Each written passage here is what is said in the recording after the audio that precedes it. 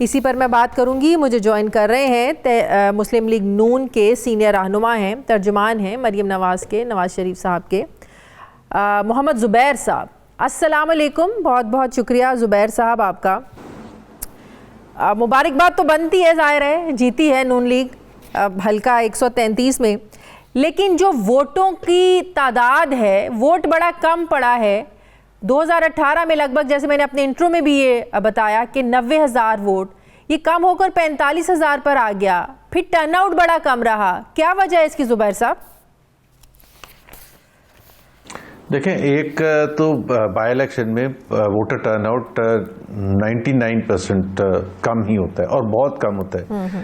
कराची में बल्दिया में इलेक्शन हुआ था, जो फैसल वाडा साहब की सीट थी, और उस पर जब बाई इलेक्शन हुआ था तो उसमें भरपूर कैंपेन हुई थी, क्योंकि 6 जमातें थी जिनमें मुकाबला हो रहा था। MKM थी, PTI थी, PMLN थी, पीपल्स पार्टी थी और PSP थी, और एक और पार्टी थी, मैं भूल रहा हूँ, लब्बैक, तहरीक लब्बैक, पाकिस्तान तहरीक लब्बैक। ये 6 पॉलिटिकल पार्टीज जाहिर है जब होंगी तो भरपूर कैंपेन भी होगा। उसके बावजूद 18% वो था, टर्नआउट था, और 15,500 पर पीपल्स पार्टी का कैंडिडेट जीत गया था। तो ये तो नहीं कहा जा सकता, क्योंकि उसमें तो सारी जमातें थी, तो ये तो नहीं कहा जा सकता कि फलानी वो 7th पार्टी अगर होती तो फिर जाके 50% वोटर टर्नआउट होता। हमें इसलिए इत्मीनान है, मैं पीपल्स पार्टी पर आता हूँ, पहले अपनी बात कर लूँ।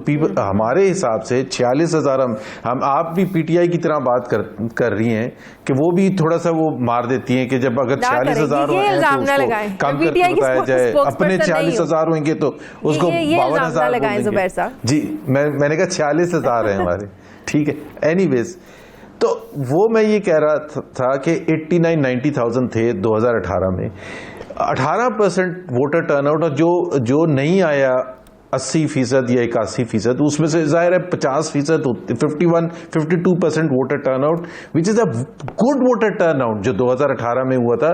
जो दुनिया में आप कोई भी इंतखाबात देख लें, 50% से ऊपर अच्छा टर्नआउट समझा जाता है। तो इसका मतलब ये तो नहीं होता, वो जैसे हमारे कई जो मिलिट्री इंटरवेंशन होती थी तो उसमें वो कहा जाता था, एग्जांपल्स दी जाती थी कि जी वो 40% ने वोट दिया, इसका मतलब 60% जमहूरियत को ही नहीं चाहते। तो हम 46,000 vote out of 18% turnout, I think is very credible, क्योंकि एक तो मुकाबला उस तरह से नौयत का था भी नहीं। और प्लीज अंडरस्टैंड ऑल्सो कि शाइस्ता जो हैं वो उन्होंने तो बिल्कुल कैंपेन, जाहिर है वो तो नहीं निकल रही थी बाहर, और जब तक कैंडिडेट उस तरह से, तो हमने तो बिल्कुल ये फोरगोन कंक्लूजन था। अगर तहरीक इंसाफ का कैंडिडेट मैदान में होता तो क्या टफ टाइम मिल सकता था, या आप तभी बासानी जीत जाते? देखें, इसमें जाहिर है बहुत से तज्जिए हो सकते हैं। एक तज्जिया ये है कि पंजाब में जो वोट है वो 2 हिस्सों में डिवाइड है। हाँ। एक है प्रो मियां नवाज शरीफ और एक है एंटी मियां नवाज शरीफ। हाँ। तो एंटी जो भी होगा वो चाहे तहरीक इंसाफ की सूरत में हो, पीपल्स पार्टी की सूरत में हो, मुझे नहीं पता इसमें 32,000 पे सारे के सारे पीपल्स पार्टी के जियालों ने वोट दिया है या इस पे तहरीक इंसाफ वालों ने भी दिया है, और भी दूसरी जमातें, उनको ताहिरुल कादरी साहब की जमात भी सपोर्ट कर रही थी। या बहरहाल वो तो उनका राइट है कि जितने भी आप कोलिशंस कर सकते हैं, दूसरे पार्टनर्स ला सकते हैं, बट पीपल्स पार्टी के पॉइंट ऑफ व्यू से बिल्कुल वो उनका हक बजानिब है, उनको खुश होना, क्योंकि पंजाब में 32,000 वोट लेना जैसे भी लिए हों, मैं अभी उसमें नहीं जा रहा, इल्ज़ाम तराशी में नहीं जा रहा, 32,000 वोट से एक मैसेजिंग बड़ी पॉजिटिव होती है कि ये ऑल इज़ नॉट लॉस्ट, और अगर मेहनत करें और एफर्ट करें और जो भी करें तो वो एक कुछ ना कुछ अचीव कर सकते हैं। ये नहीं कि बिल्कुल ब्लैंक आउट हो जाएंगे। जैसे ग्रीन सिग्नल तो है कि नेक्स्ट इलेक्शन में पंजाब में रिवाइव कर सकती है, एक वोट बैंक उनका स्ट्रांग हो सकता है अगर थोड़ी सी और मेहनत की। हाँ, लेकिन वो पीटीआई ने उनका वोट खींचा था ना। हाँ। 2013 में भी 2018 में भी पीटीआई ने, हमने तो रिटेन किया था, हमारा तो कुछ भी नहीं। अगर आप 2008 के मुकाबले में 2013 देखेंगे तो 2013 में हमें तो ज्यादा वोट मिले थे, लेकिन पीपल्स पार्टी के सिग्निफिकेंटली कम हुए थे, और वो हम समझते हैं कि वो गया था वोट उसको पीटीआई को, क्योंकि एक तो उनके बहुत से कैंडिडेट्स ही चेंज कर चुके थे लॉयल्टी पीपल्स पार्टी से पीटीआई में चले गए थे। अब अगर पीटीआई होती तो क्या होता, नोशनल चीज है, हो सकता है 32,000 इनको ना मिलते, उनको कुछ 24,000 मिल जाते, पीटीआई को can't say it, but we are satisfied कि हमने अपना वोट बैंक मेंटेन करना है। सही। जरा पीडीएम पे आ जाते हैं। महंगाई आज है, अवाम तो तंग है, जाहिर है एक जज्बात होते हैं ना, वो तहरीक इंसाफ की, वो आज वोटर भी उनका भी नाराज़ है, इसमें कोई शक नहीं है। कल जो तहरीक इंसाफ का सपोर्टर था, आज वो तहरीक इंसाफ पर तनकीद करता है सिर्फ मौजूदा हालात की वजह से, महंगाई की वजह से, मईशत का जो हाल है। लेकिन 4 महीने के बाद लॉन्ग मार्च का ऐलान करना, अगर तब तक हुकूमत को इक़दामात कर लेती है, कोई महंगाई में कुछ कमी आ जाती है, तो क्या बनेगा इस महंगाई मार्च का? जुबैर साहब, इतना वक्त क्यों? शुक्र है आपने तो ये अपना पॉइंट को प्रूव करने के लिए आपने ये तो माना ना कि आज महंगाई है। तो कोई जी शाऊर इंसान ये कह ही नहीं सकता कि महंगाई नहीं है जुबैर साहब। ऑफ कोर्स महंगाई है, मैं भी तंग हूं, सब तंग जी, हैं। ठीक है जी, महंगाई जी। एक तो पहले तो आपने चूंकि सवाल इस तरह से किया है, तो आपने कहा कि क्या पता कि 23 मार्च तक महंगाई ना हो। अल्लाह करे ऐसी हो, हम तो दुआएं कर रहे हैं कि ऐसा हो। पाकिस्तान के 22 करोड़ अवाम दुआएं कर रहे हैं, लेकिन जो 3.5 साल में इन्होंने जो गुल खिलाए हैं और जो इनकी में कैपेसिटी का इशू है, कॉम्पिटेंस का इशू है, प्रोफेशनलिज्म का इशू है, लीडरशिप का इशू है, तो महंगाई ऐसे तो नहीं खुद ब खुद गिरनी शुरू हो जाएगी। महंगाई, दालें सस्ती हो गई, चीनी सस्ती हो गई, इलेक्ट्रिसिटी के रेट्स सस्ते होने शुरू हो गए, ऐसे तो नहीं हो सकता। एक पीरियड है, इनफैक्ट हमारे हिसाब से, मेरे हिसाब से, और आप मुझे अगर आप जनवरी में बुलाएंगी तो मैं जरूर ये पॉइंट नुक्ता प्रूव कर सकूंगा कि क्योंकि एकदम से इतनी ज्यादा महंगाई हुई है बिटवीन अक्टूबर एंड नवंबर, जो हमने देखा रिकॉर्ड हाई हुआ है, पिछले 27 महीने का हाई है महंगाई का जो रेट है, जो हुकूमत के अपने आदाद शुमार है।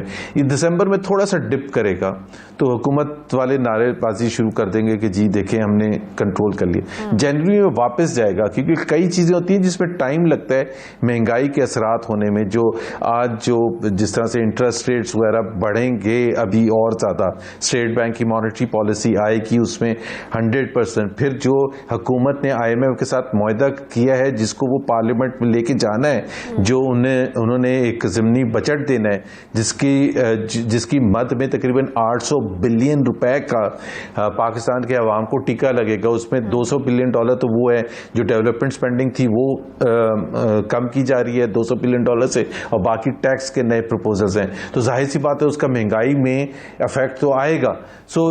आप फिक्र ना करें, ये हुकूमत भी यही होगी, हम भी होंगे, और आप भी यहाँ देखेंगी कि 23 मार्च को महंगाई इससे ज्यादा होगी जितनी आज है। कि इतना वक्त देने के पीछे कोई खास रीजन थी? क्या आप लोगों ने प्लानिंग करनी थी? लोगों को मोबिलाइज करना है, और वाकई जाहिर है लोगों को मोबिलाइज करना पड़ेगा। उसके बाद दूसरा सवाल ये पैदा होता है कि 23 मार्च इस कौमी दिन है, परेड होती है, रास्ते बंद कर दिए जाते हैं। तीसरा बड़ा अहम पॉइंट ये है जुबैर साहब, 2 या 3 अप्रैल से रमज़ान का महीना शुरू हो रहा है, तो सब चीज़ों की इतनी खिचड़ी बन गई है, कुछ समझ नहीं आ रही है कि कैसे इसको आप प्रैक्टिकली जो है ना वो पॉसिबल कर पाएंगे, लोगों को मोबिलाइज करेंगे, बाहर निकालेंगे, इस्लामाबाद लेके जाएंगे। आपने सुनाया था फवाद चौधरी का बयान कि 23 मार्च एक ऐसा दिन है कि लोगों को जोड़ने का है, उसमें सियासत करने का नहीं है। तो मैं अगर वो मेरे सामने होते तो मैं पूछता कि 14 अगस्त भी मेरा ख्याल है ऐसा ही दिन है, बल्कि उससे भी ज्यादा अहम है, क्योंकि वो तो आज़ादी का दिन है। तो खान साहब ने जो अपनी धरना शुरू किया था और तोड़ फोड़ की सियासत का आगाज किया था, सिविल नाफरमानी की सियासत का आगाज किया था, वो 14 अगस्त 2014 को किया था ऐलान करके। तो उस वक्त वो उनके लिए बिल्कुल डिफरेंट था। उस वक्त 14 अगस्त नहीं था अहमियत का दिन कि जी सबको मनाने दिया जाए, लोग बाहर निकलते हैं, झंडे लेकर निकलते हैं, पाकिस्तान के झंडे लेकर निकलते हैं 14 अगस्त को, 23 मार्च को बाय द वे नहीं निकलते। तो एक तो वो एक उससे दूसरी बात यह है कि जी परेड होगी, तो अगर पाकिस्तान के अवाम का मसला 23 मार्च को महंगाई की सूरत में लोगों के लिए जीना मरने की बात हो, तो परेड ना करें फिर उस दिन फिर करने दें, एहतजाज करने दें, और फिर सबसे बड़ी बात यह है कि अभी तक तो ये तय भी नहीं हुआ कि किस जगह जाके धरना होगा। तो मेरा अपना जहाँ तक ज़ाती ख्याल है, परेड सुबह को होती है और सुबह को परेड होके ख़त्म हो जाएगी, दोपहर तक हम पहुँच जाएंगे और कोई डिस्टर्बेंस नहीं होगी। और तीसरी बात यह है कि जो आपने कहा कि इतना टाइम क्यों दिया, वो बिल्कुल आपका सवाल सही है। ये सवाल मैं तो पीडीएम की मीटिंग में नहीं था, ये सवाल सबके लिए अहमियत है कि इतना ज़्यादा टाइम क्यों दिया है।